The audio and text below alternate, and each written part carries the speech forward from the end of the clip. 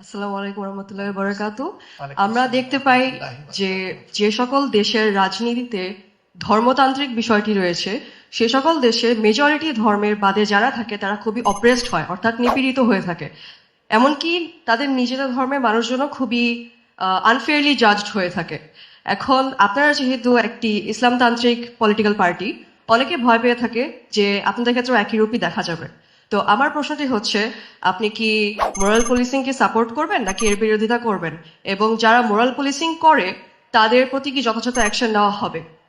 Thank you. ওনার দুটি concern উনি rise করেছেন। ফার্স্ট কনসার্ন হচ্ছে, দুনিয়ার দিকে তাকালে যে সমস্ত ধর্মতাত্ত্বিক দেশ আছে সেখানে এক ধরনের চাপাচাপি করা হয় মানুষের উপরে।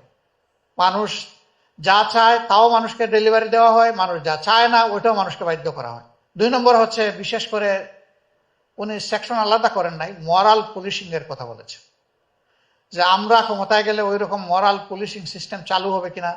যেহেতু আমরা একটা ধর্ম based party, true, I agree, কিন্তু ওই দুইটা এগ্রি করি না। ওই দুইটার সাথে আমাদের complete disagreement.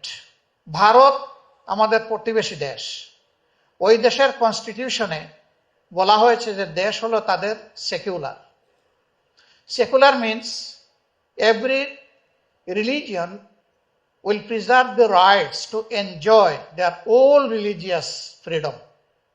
But in fact, এটা নেই সেখানে। বরঞ্চ এই কয়েকদিন আগেও দেখেছেন খ্রিস্টান সম্প্রদায়ের লোকদেরকে মব করে হত্যা করা হয়েছে, বাংলাদেশ তার প্রতিবাদ করেছে।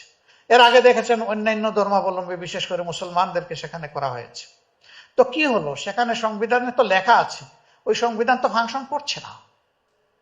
এটা নির্ভর করে ওই সংবিধানের যারা কাস্টোডিয়ান তারা কেমন, তাদের মানসিকতার উপর নির্ভর করে দেশটা কেমন, সমাজটা কেমন চলবে।